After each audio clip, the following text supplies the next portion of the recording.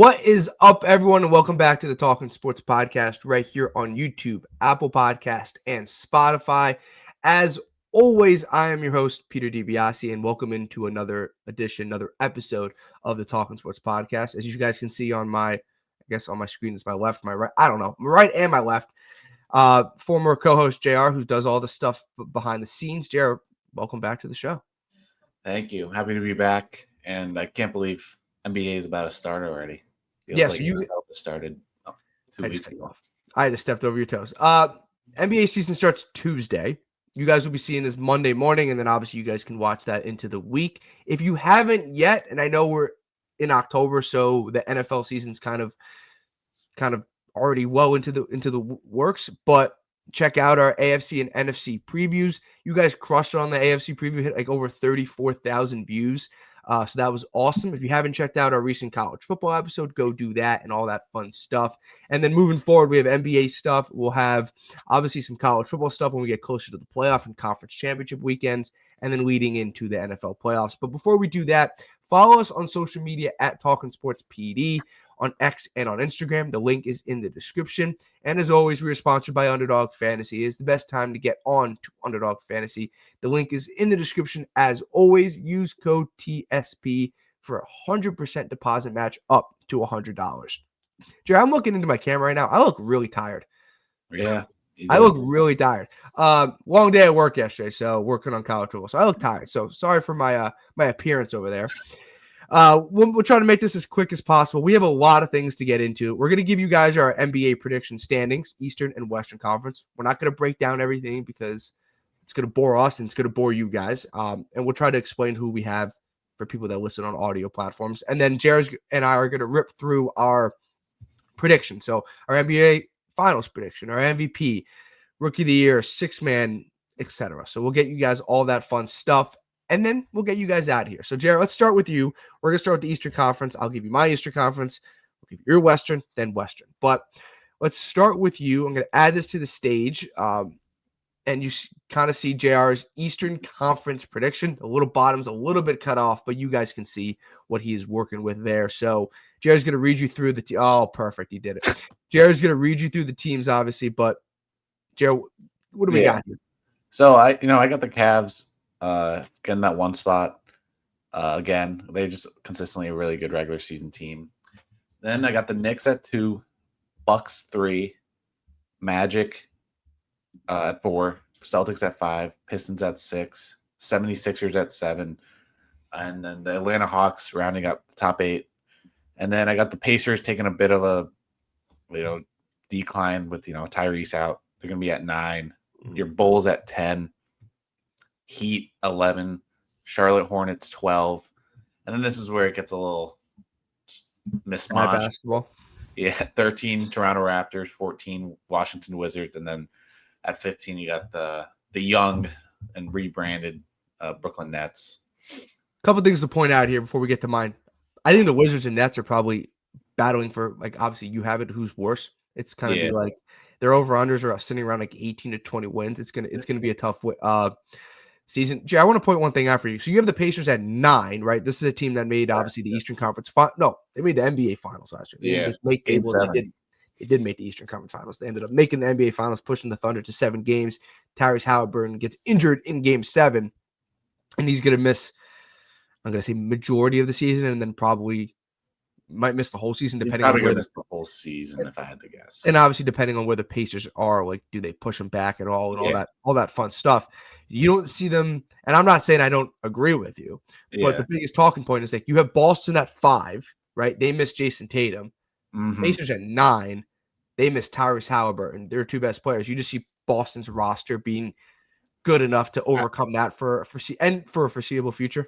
Yeah, I think the Boston have already established that winning, identity. They've already been to the finals. They have they have great talent on their team, and then also, and I think Jaylen Brown, he could, kind of be the placeholder for Jason Tatum. Obviously, they're better with both of them. I mean, but I think Jaylen Brown could take that one primary scorer, and they still have a defensive identity. They have like a team identity and defensive mindset, and a bunch of good talent. Whereas the Pacers, not only did they lose Tyrese Halliburton, but they also lost to the Bucks. So that's another big loss for them, and it's going to be like a totally different team next year without their leader, without Miles Turner, their big center, defensive presence.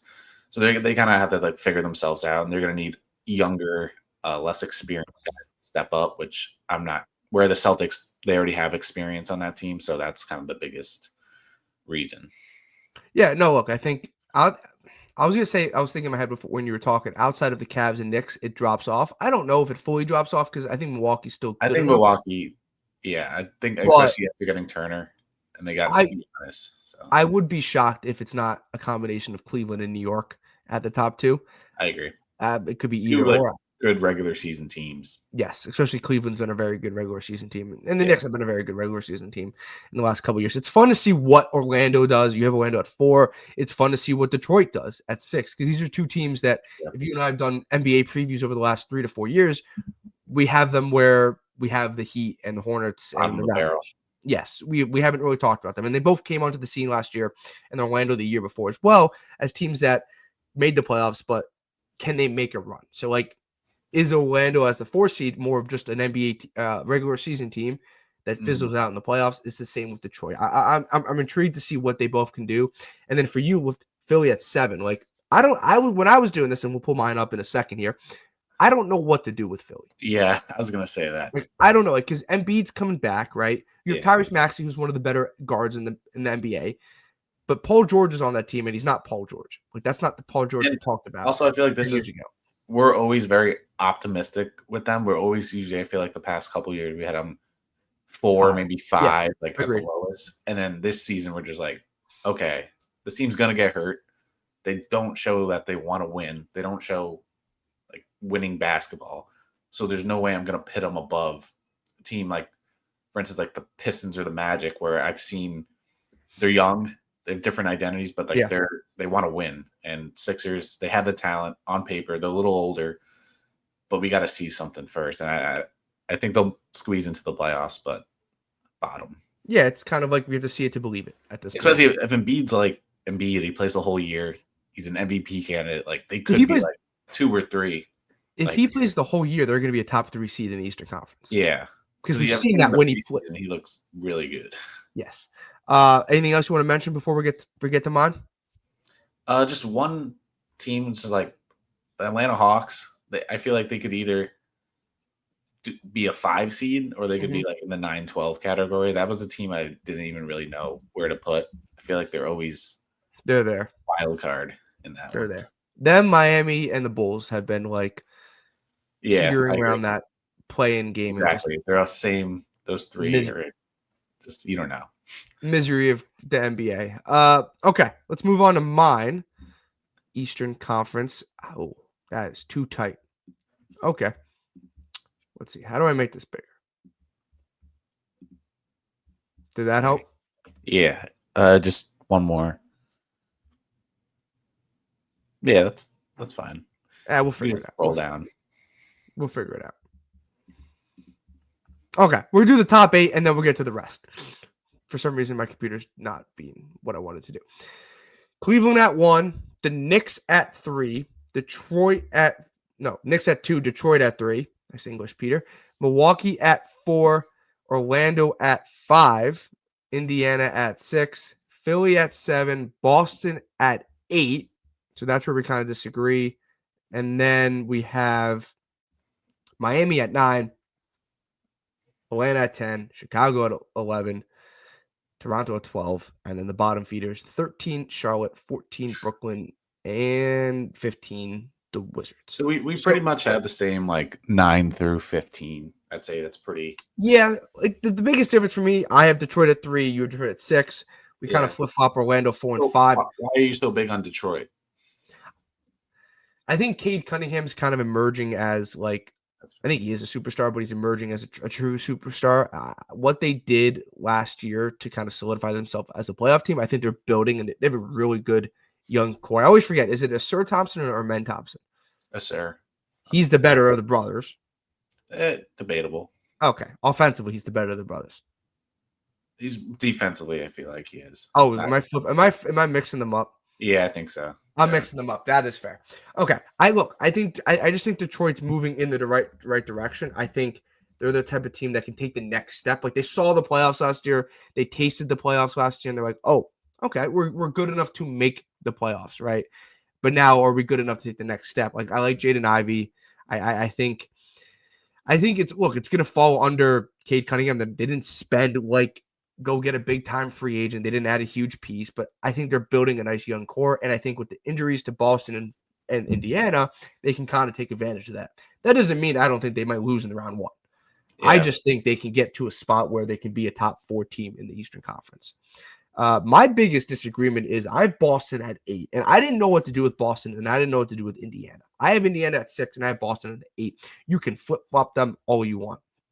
When I was looking at Boston's front court with their bigs, they don't have any. Like that roster is not the roster we saw a couple years ago when they won the NBA Finals, when they won an NBA championship. I see you looking up the Celtics depth chart here to see their front court players. I see your eyes going up.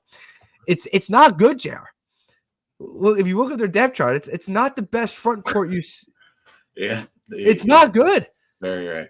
Sam Hauser, a power forward, and Neemias Queta at center. Yeah. Look, I think Boston has a good enough coach. I think Jaylen Brown's good enough. And obviously, I think Derek White and Peyton Pritchard are good enough, in my opinion, to overcome a certain spot. I don't know if they're that good of a roster outside of those couple 3 guys, even with Jason Tatum back. Like this roster is not it's kind of a retooling of a roster. And look, is there a year to retool your roster and kind of reset yourself? It is this year. Like this is the year with Jason Tatum out for 80 to 90% of the year to retool your roster. Which I think they did a fair amount of. They did. It's like a reset. They're resetting. Yeah. They're still going to be competitive. They got under the they're trying to get. Did they get under the luxury tax? I think they did. I think they just did. Yes. Yeah. They moved off Porzingis. Like they moved off some key pieces. This is a retooling of a roster right now. So I don't know where Boston kind of finishes. They could finish 5. For all I know, I really do think they could. I have them at 8. I just think their potential this year is not as good as it's been in years past due to injuries, and just that front court is pretty bad. Yeah. You keep moving down. I have Miami at 9. I have Atlanta at 10. I have Chicago at 11. Like you could flip-flop those teams, and it doesn't really matter, in my opinion. Mm-hmm. If you had to pick one of these teams outside of the top 2 between the Cavs and then outside of Cavs, Knicks, and Bucks, what team would you think has the best odds, has a good chance of making a run, like a kind of a sleeper? Because we know Giannis on the Bucks, and we know the Knicks and Celtics have a great Knicks and Cavs, but one other team. Can I say no one? Okay. All right. So you think? I think it's those 3 teams. Look, I put Detroit ahead of Milwaukee, but we know if you watch enough NBA basketball, it doesn't really matter. It does, but it doesn't. Like there's different levels to the regular season in the NBA. There is. When you have a younger team, you're like, oh, we're gonna play more in the NBA. They have more effort. They have more energy because they're younger. They have more wins in the regular season, and then the playoff time they lose early. Outside of Cleveland, Knicks, and Milwaukee, I don't see another team that can really make a run. In my opinion, I just don't. I don't know if Detroit and Orlando is ready. I think Indiana and Boston are going to be injured. The one wild card is Philly. You know what? I think it's Philly. If to really answer your question and not be an ass about it, I think it's Philly. I think Philly is the team that could, if they're healthy, could surprise people. But that's about it. Like I don't know if Boston and Indiana with the injuries can kind of overcome all of that. And I think the Magic, they've already they made a little bit of a run last year. I feel like they're starting to Paolo's starting to get that experience, become that leader. Franz Wagner. They just need a couple other guys to step up and be more consistent. But they're very young, but I think this could be one of the first years that they kind of make their name. Like, okay, we're here. No, I respect it. And then to kind of finish off here, you go to the bottom. Like my Chicago Bulls are just in the pit of misery of the NBA. It's like I don't know if they're good enough to be a top 8 seed in the Eastern Conference, so they need to stink. But the problem is they're better than Toronto, they're better than Charlotte, and they're better than Brooklyn, and they're better than Washington. roster-wise, in my opinion. So they're in the pit of despair in the NBA. Like, look, if Mateusz Buzelis kind of takes that next step, they could be competitive. They have Kobe White. Like, they stink. They're so frustrated. They're so frustrated. Noah Senge, like they drafted. Like, if one of these guys emerges, and I like Buzelis. I think he had a solid rookie year, and I think he can take the next step. But I don't know what we're taking the next step to. Like, I don't know what the next step is. Yeah, the next step would be like 7-6 seed. Look, could they surprise people? Yeah, anybody could surprise people. I just don't see it. They're going to be in that playing game again, and then we're going to run it back. I don't know. They're in a bad spot. Josh Giddey's like your guy, right? Yeah, they signed him to a long-term extension, or relatively long-term. 4-year, 80 or something, 60. Like 160 or something, 110 or I don't know. More than I thought. 110. I think it was like 25 a year. Okay. So that's not 110. But yeah, the Bulls are in trouble. And look, if you go to the bottom, Nets and Wizards, it's a bad basketball there. Charlotte's gonna be bad again. Wizards, out of those teams, Wizards and Hornets, they have promise on that team. It's just Nets, I don't know what's gonna happen there. It's Cam Thomas and Michael Porter Jr. Yeah. It's gonna be a Chuck show. Okay. Jer, let's fire up your Western Conference. I'll put you on the spot there. Is that your Western Conference? Yeah. Okay. All right. So what do we got? No surprise at the top. Got the NBA champs, Oklahoma City Thunder, 1. I think they'll continue dominance in the regular season and postseason. But number 2, Timberwolves, 3, Denver Nuggets, 4, Mavericks, 5, Rockets, 6, Lakers, 7, Spurs, 8, Clippers. The bottom of the West was a little tricky, trying to like squeeze. Every team has a little promise. And then you got the 9, the revamped Phoenix Suns, Warriors at 10, 11 Grizzlies, 12 Kings. I could have flip-flopped the Kings and the Pelicans, I feel like, but 13 Pelicans, 14 Blazers, and 15 Utah Jazz. I think the one thing I'm kind of certain about is the Utah Jazz will be the 15. This conference is on crack. It is. It's insane. Like there's at least 11 worthy playoff teams on this roster in this conference. Why San Antonio at 7? I think we're gonna get a full season. It's kind of banking on a full season of Wemby. Mm-hmm. We got De'Aaron Fox. They signed him to the max. Stephon Castle, and then you also just got RJ. Wait, was Harper Jr. Derek Harper Jr. Dylan Harper. Derek. I always get his name wrong. I want to say RJ Harper. So then that's another young point guard who could kind of not have to do too much, come off the bench, be a spark. They have a good young roster. And I think they're well coached. Their mindset's like a defensive mindset. I just think they're going to be, and they're going to want to win. They're hungry. So I think that puts them over the edge to me over the Clippers, where they're a little older, never really sometimes show that like want to win. And I think in the regular season that'll give the Spurs the edge. I'm looking at it. Like, I like where you have Dallas. I think Dallas is a cool, unique team at 4. I think but that team could end up being 9. Like, I think they're a very high floor. Like, they're a risky team. It's risky. It's a stock that you put a lot of money into, and then that starting 5 looks so good on paper. So I think maybe I'm hoping no injuries. Like, team gets to play with each other at least for like 50 games total. Like that starting lineup, I think they're going to be like a really good team. Why Houston? That's why I have them at 4. You have Houston at 5, and that team was second in the Western Conference last year. Yeah, so and they added my reasoning on Kevin that. Durant. They got Kevin Durant. Fred VanVleet's hurt now. They lost Jalen Green, but obviously they got Kevin Durant in place, which I think in the hindsight and down the stretch is going to benefit them. However, one thing that it was a big thing with the Phoenix Suns, we kind of like didn't think about it because we want to see Devin Booker, Kevin Durant, Bradley Beal, but like there's no point guard on this team. With VanVleet hurt, and he's not even like a true point guard. Mm-hmm. They have Reed Shepherd, who averaged like 12 minutes a game as their point guard, and that's like seems to be a theme where teams just want to throw talent together and not get a point guard. Mm-hmm. And I think that's the reason I'm not high on them. I mean, I'm high on them, but not top 3 seed. I'm like, you got to show me you could win without a point guard because I'm not going to overshadow that anymore. And especially with Kevin Durant, his past teams, when he has a point guard, they do really good.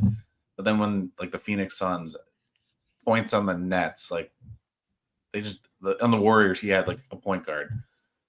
Like you can't just put all your chips in a young player who, yes, he was a high draft pick. He's got high talent, but hasn't really gotten the experience, especially as the point guard. Yeah. Last year. That's valid. Anything else you want to touch on here? I don't like look at the bottom, like Phoenix is in despair with how they try to build that roster. Do they still have Bradley Beal? No, Phoenix. He's on the Clippers now. When did Bradley Beal go to the man? I'm doing a podcast. They I'm bought doing a him sports out, podcast, and I should know that. They got but the one team that I could be totally wrong about, and this is a team I always doubt every year, is the Memphis Grizzlies. Like, where do you have them? I have them at 11. 11. Oh well. And they could be a 3-4 seed for all I know. But that's a team I'm never going to really buy into. I don't know. It's something about them. But yeah, I'm thinking the Lakers usually sit around that 5, 6, 7 spot. But yeah, I think top of the West is going to be pretty. I think it's going to be top 3 is definitely going to be at least Thunder, T-Wolves, and Nuggets. Yeah, I like it. I think the West is so. I think it's competitive because I think Memphis could be a 5 seed in the Eastern Conference. They could, yeah. So you're gonna, and this is nothing new to people that have watched the NBA in the last couple of years. Some teams are gonna miss the playoffs that are a talented team, and look, it's tough for teams like Portland or New Orleans or Sacramento to kind of break through here. And look, Sacramento has some talented NBA players like Sabonis, Zach LaVine, and DeMar DeRozan. They decided to run back the 2023 Chicago Bulls. Yeah, and now they got Russ. Yeah, I don't know why the Kings are running back the Bulls team that didn't work with Sabonis. At an even older age. It's a weird concept there. Yeah, look, Golden State still has Steph Curry. There's still talents there. I don't know where we're going here with this Western Conference. Like, it's such a like I might have something. I don't even know what I have off the top of my head, but I might have something so completely different. So just pull it up. Yeah, I forgot to share my screen. That's why I was talking right into it, and then I just did not share my screen. So let's share my screen. Let's remove yours. Share screen. This is nice information. That's the West. Let's go. Okay. Now we see it. Okay. Thunder at 1, Denver at 2, Houston at 3, the Lakers at 4, Minnesota at 5, Dallas at 6, the Warriors at 7, the Clippers at 8, and then Grizzlies at 9. So kind of agreeing with you there, Jared, with the Grizzlies there. San Antonio at 10. We're way off that. I might have messed it up. Phoenix at 11, Sacramento at 12, and then you had New Orleans at 13, Utah at 14. Love that Utah Jazz logo. I don't know if they use that logo anymore, but that logo is awesome. Who knows? I haven't really. They don't use that logo anymore. I haven't seen the Jazz play in I don't know how long. They don't use that logo. If you look up the Utah Jazz logo, they do not use it. It's the music note, right? That is a better logo. Yeah, I agree. And then Portland at 15. Okay, so that's my spiel about logos.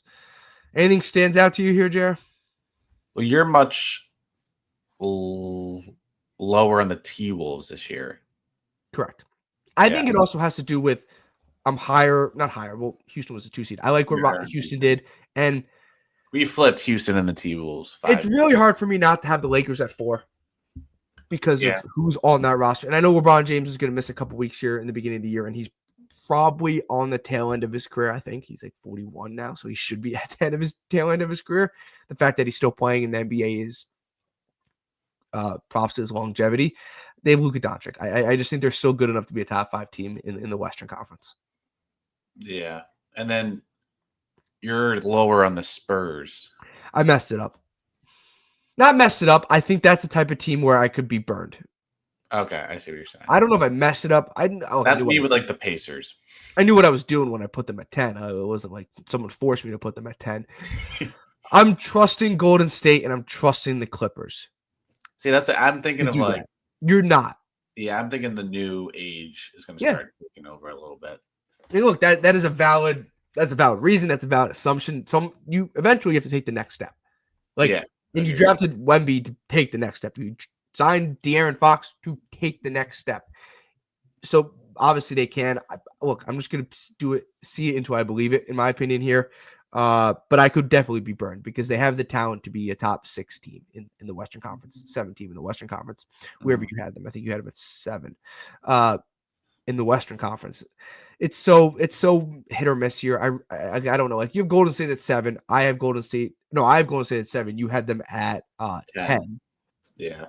But they still have Steph Curry. So like, this team is still talented. They're still really they still have a top tier player in the NBA. This roster is not as deep as it used to be. I just feel like they're grasping at straws at this point. They probably are, and they're going to run Steph Curry until I guess they can't run Steph Curry anymore. And I would too, in my opinion. But yeah, it's the name of the game here. I like the Clippers at 8. I think Kawhi Leonard is still a good NBA player outside of whatever happened this offseason with Kawhi Leonard.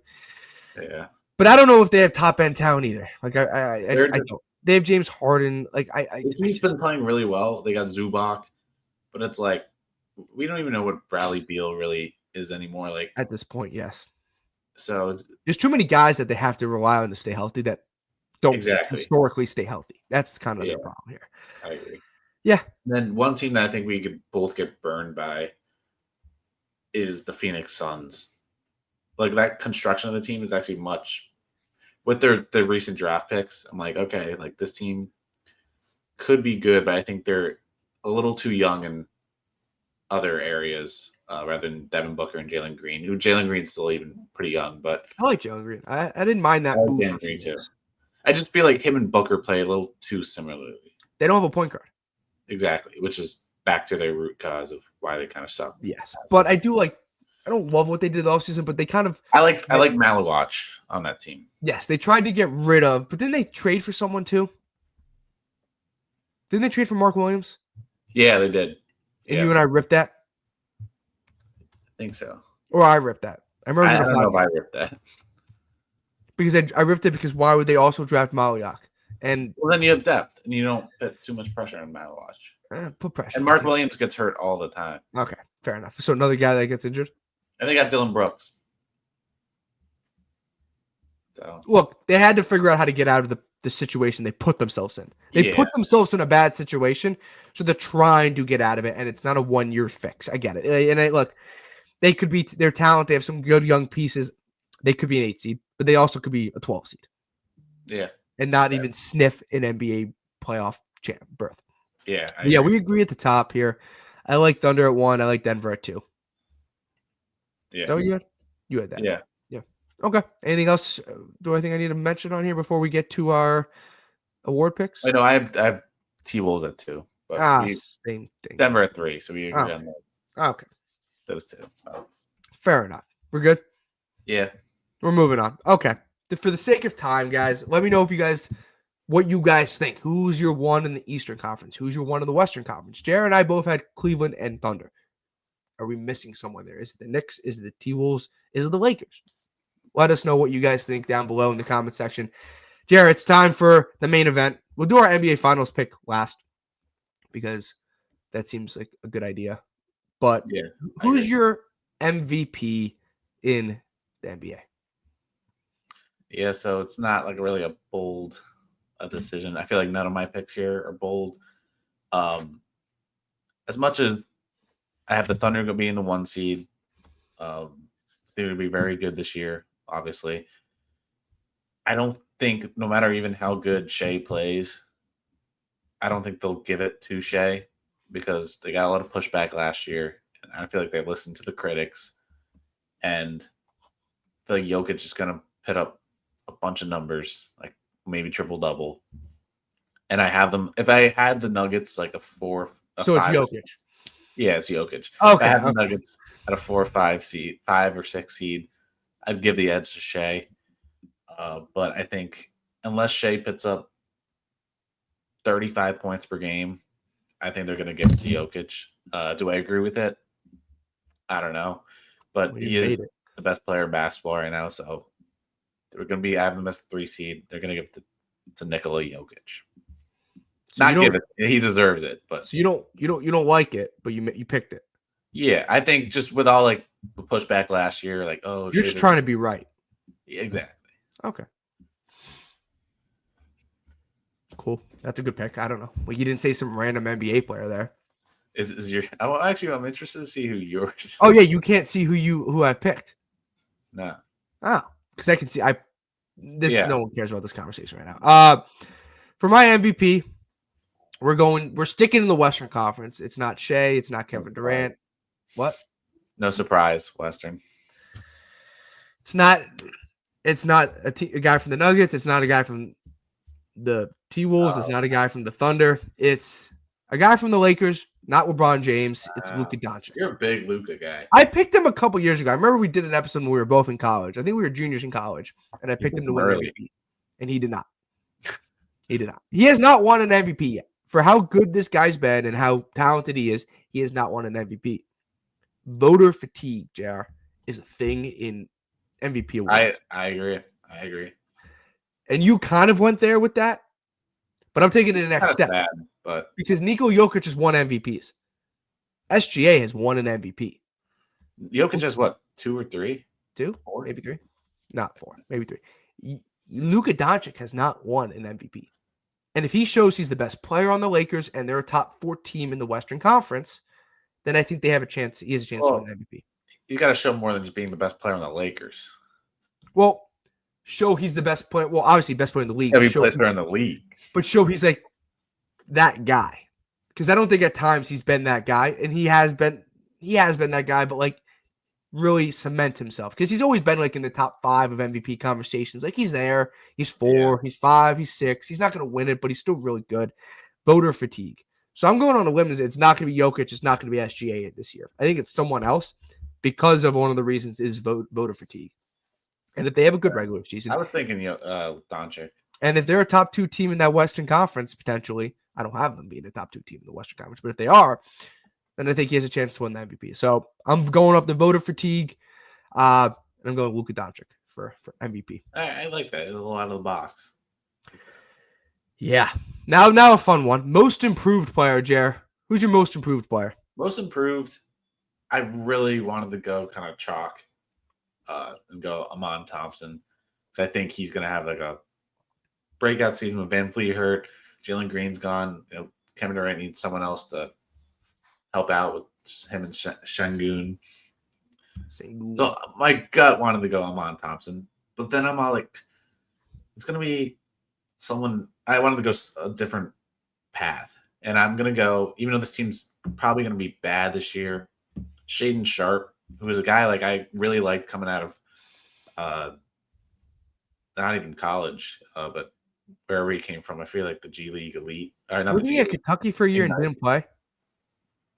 Yeah, you're right, actually. He didn't really play. No. So maybe I didn't like much. I kind of forgot. But I liked his profile coming out of the draft, going into the draft. He averaged 16 points per game last year. Dame's going to be, they signed Dame. He's going to be out all year.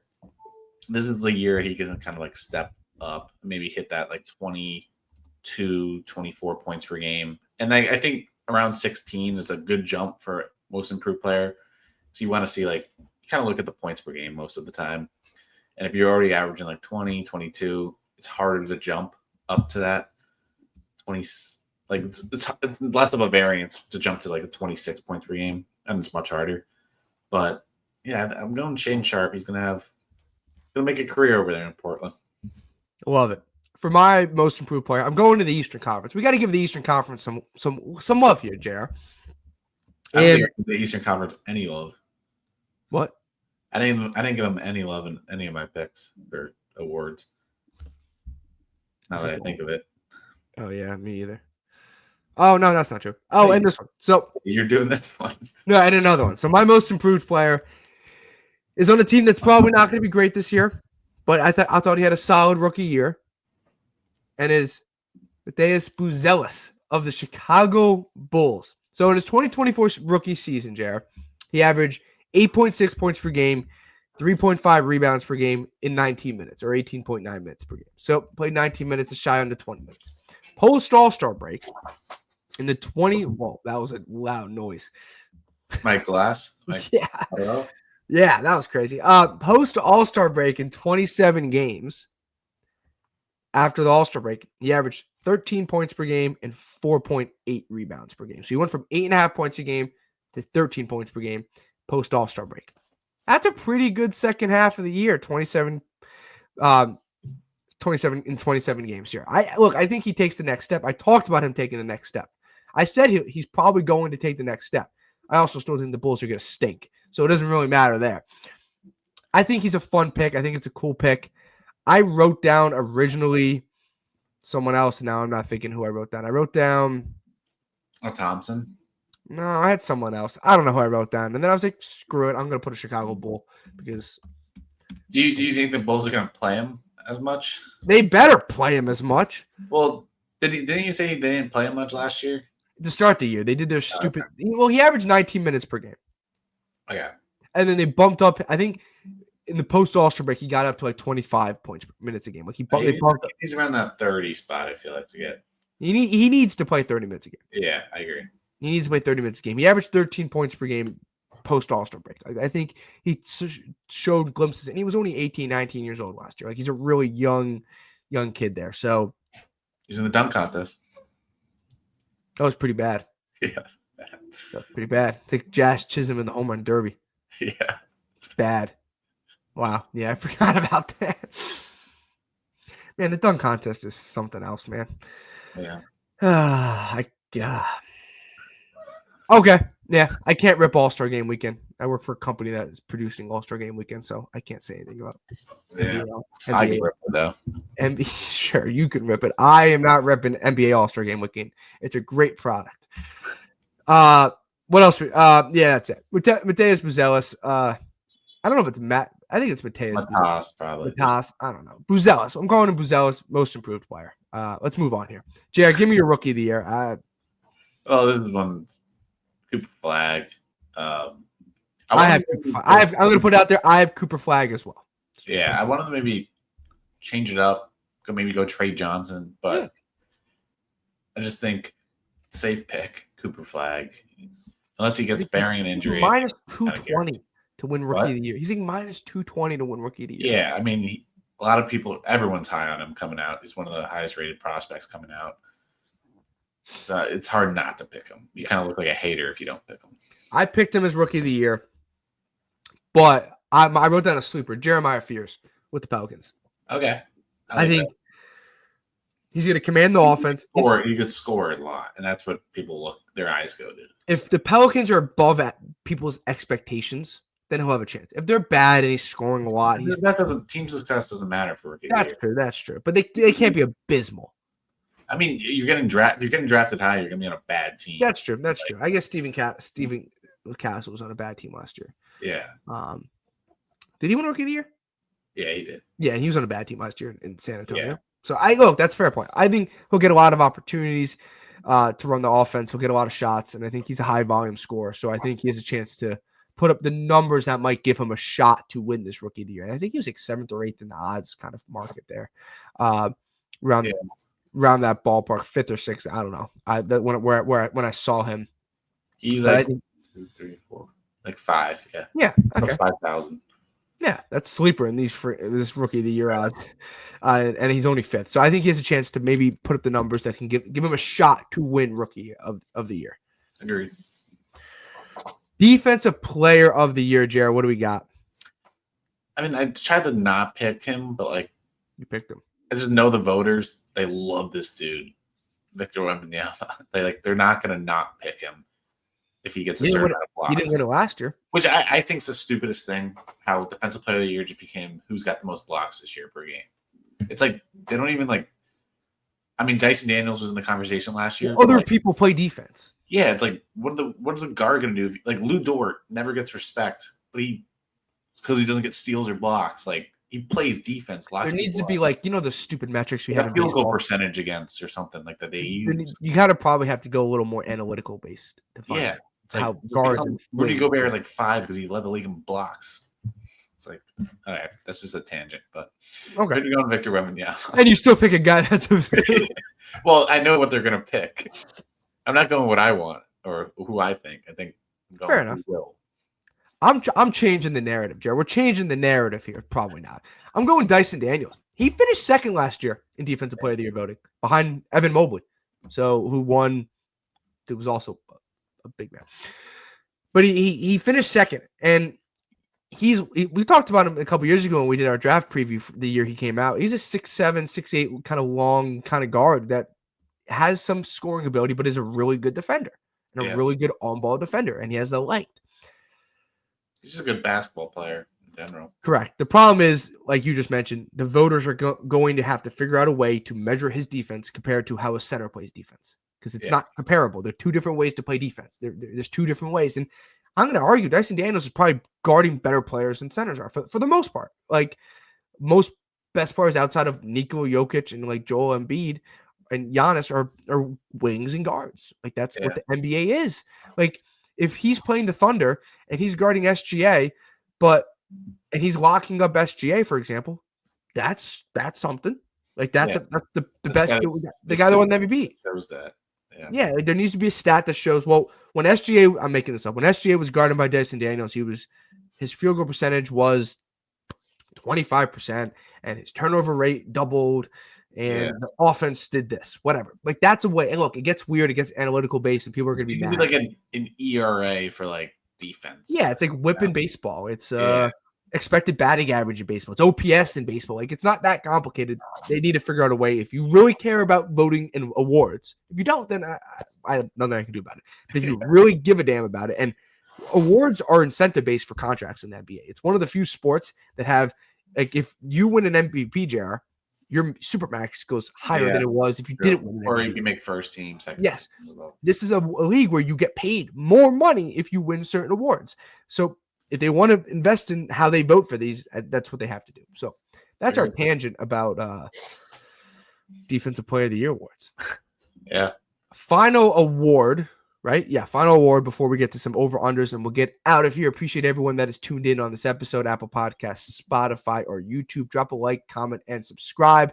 Road to 6,000 on YouTube, where I get almost 5,500 subscribers on YouTube. So road to 6,000 subscribers. Jared, give me your sixth man of the year. Yeah, so my sixth man of the year is going to be Naz Reid for the T-Wolves. I really grown to like this guy, except when he's playing my team, but could be. I don't think they're like voter bias. Even if Pritchard puts up a bunch of points again, I don't think they'll give it to him again if Naz Reid puts up a similar season than he had last year. I think he's on a great team coming off the bench. Keeps developing his game. Hits a lot more threes. Like he's right there. He's gonna. Have he won it before? I feel like maybe he has, or he's always been in the conversation the past 2 or 3 years. But he's made a nice little career for himself out of. He has definitely. He won in 2020. He won last year. He won last year? No, 2024. No. Pritchard won last year. Yeah, 2024, 2 years ago. So maybe voter bias, pick someone else, but I think he'll win it next year. Especially after the T-Wolves being like a 2 seed. All eyes are on them. So yeah. I like it. He's made a nice little career for himself. My sixth man of the year, going back to the Eastern Conference, we'll show some respect to the Eastern Conference, and that is Jordan Clarkson of the New York Knicks. One of the few moves the Knicks made this offseason to kind of maybe take the next step and get out of the Eastern Conference and make an NBA Finals appearance, and maybe it's Jordan Clarkson. We talked about the Knicks, and if you talked about the Knicks last year, their biggest struggle was scoring off the bench. Their bench was really weak. They had no options off the bench. Insert one of the best scorers off the bench we've seen in recent years in Jordan Clarkson. And he can score. He can score. He can score. He can score. He might give up the same amount of points he scores. So there's that. He's not a great defender. But sixth man of the year, you're not really judged on defense for the most part. You're judged on like your scoring kind of pop and what you can do off the bench. And Naz Reid's a good defender too. So that might not make sense there. But guard-wise, I think Jordan Clarkson is one of the better off-the-bench scorers. And I think on a team with the Knicks where they have Jalen Brunson, and they're trying to take the load off Jalen Brunson because he puts so much on his shoulders in the regular season and into the playoffs. I think Jordan Clarkson kind of fits there, and I think he takes home sixth man of the year. I like that pick a lot. I like that pick a lot. That's all I'll say about that. Nice. Okay. Jared, give me your over. We talked about, we're going to give you guys one over and one under on teams that we think can hit their FanDuel win total. So a team's at 45.5 wins. Jared might say they're over, might say they're under. We're just doing 101. If that wasn't clear, we're not listing every single one. Jared, give me your over. Imagine we did the whole. We can do one episode, but not now. My over first, you wanted? Yeah, give me your over. Yeah, my over is Bucks over 43.5 wins. I feel like we both kind of talked about it. Like feels like a low number for the Bucks. A team led by Giannis just got Miles Turner. I know they lost Dame, but I don't know. I think it's kind of lower than I expected. I also have the Bucks over 43.5. Jared, they went 48-34 last year. Yeah, I don't know why they think they're going to take a big deep. They added Miles Turner, Cole Anthony, Kyle Kuzma. That's not because they lost. No, they didn't add Kyle Kuzma. They had Kyle Kuzma. They had him towards the end of the year, though. He kind of sucked for them, to be honest. But. Yeah, they added Miles Turner and Cole Anthony. Yeah. And I like the Miles Turner ad. And you also got to factor in the Pacers and Celtics are injured. Yeah, exactly. That matters. That matters. I think their 43.5 win total is a little weird, unless Vegas knows something. But they went 48 games last year. Unless they're expecting the Giannis to get dealt. Then well, that would be a problem. Yeah. Well, that would be a problem. Okay, we both have the Bucks over 43.5 wins. Jared, who's your under? What team that's gonna maybe do a little worse than people think? Yeah, I got the Clippers under 49.5 wins. They surprised people last year, doing a lot better than in the regular season than people thought. But like we said, West is so stacked. I have them as an 8 seed. 49.5 just seems like a lot. Like I said, they're getting older exponentially every year when you get to that age. I like James Harden a lot. Kawhi, got to show he could stay healthy. Maybe he even gets suspended. I don't know how that's going to work. With that, I don't even know how that got resolved, or even if it is. But I don't think Bradley Beal really pushes the needle for me. So I think 49.5 is kind of highballing them. I like it. My under, this is low hanging fruit potentially. Trailblazers under 35.5. I mean, James Sharp won 6th man of the rookie of the year, most improved player. You went rookie of the year, 6th man of the year, and then most improved. You tired? Yeah. Okay. The Blazers went 36-46 last year, JR. So they hit the over last year, if that was their over under. But I don't know what they have on this roster. Bringing Damian Lillard back, not going to play this year. If you think Shane Sharp's going to take the next step, then I'm going to be wrong here. And Benny Advia, bro. Sure. Scoot Henderson's been dealing with injuries, and he's kind of underwhelmed in the beginning of his NBA career. Donovan Clingan's solid. They have Drew Holiday, but he also feels like a guy they're going to deal at the deadline. It's weird that to a contending team. Wait, no, actually, never mind. I'm thinking of something else. But they thought about dealing him. Yeah. And they did it. They're going to deal him at the deadline. A contending team's going to need an on-ball defender. Yeah. So they're going to get worse. But depends what they get for him. And the Western Conference is really tough. That's a big factor. I think that's the biggest factor. So I don't know if they got better. And they went 36 games last year. So 1 or 2 games, I think, could be the deciding here. I like the under 35.5. Fair.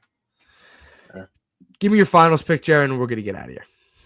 Finals, I got the defending champs, Oklahoma City Thunder, take down the New York Knicks. I'd have the Knicks making it. Have them playing maybe the Cavs, Eastern Conference Finals, and they beat the Cavs. I think the Knicks the Thunder just too much for the Knicks. I'm not going to go in too much in depth. This is kind of a hypothetical, but Thunder over Knicks Finals. I'm going to agree with you for my NBA Finals pick. I'm going with the Thunder over the Knicks. I think the Thunder come out of the Western Conference. You usually never buy into the Knicks. I don't know who to buy into in the Eastern Conference.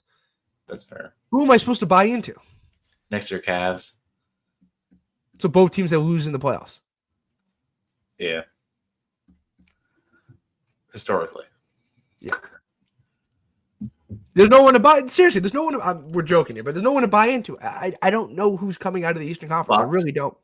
Sure. Milwaukee, I don't know.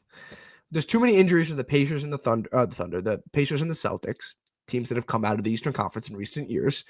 And then I think it's the Knicks' time. If not now, when? In my opinion. That's fair. If not now, when? The Pacers and the Celtics are injured. They won't be injured next year.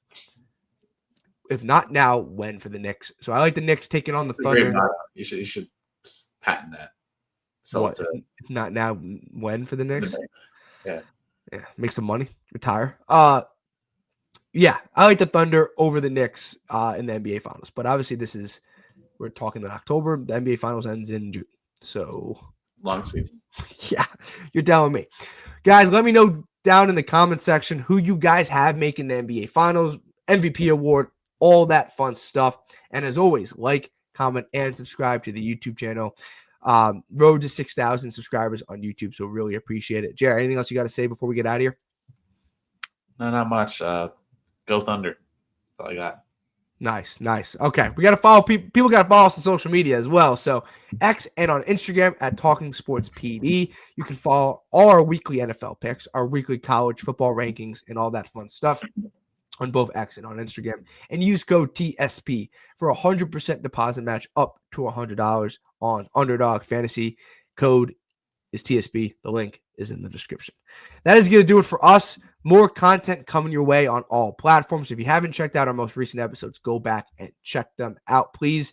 NBA season starts the day after you guys are seeing this. So it's long season. So make sure you guys check out this episode as we broke down basically everything we could have outside of predicting every single team to go over or under win totals. But that might have sent JR into a playoff bracket. If we did a playoff bracket, I think I would have crashed out. Yeah. I think I would have started crying on a podcast. But that's going to do it for us at Talking Sports Podcast. Hopefully you guys enjoyed this episode, NBA season preview, and I'll see you guys in the next one. Thank you.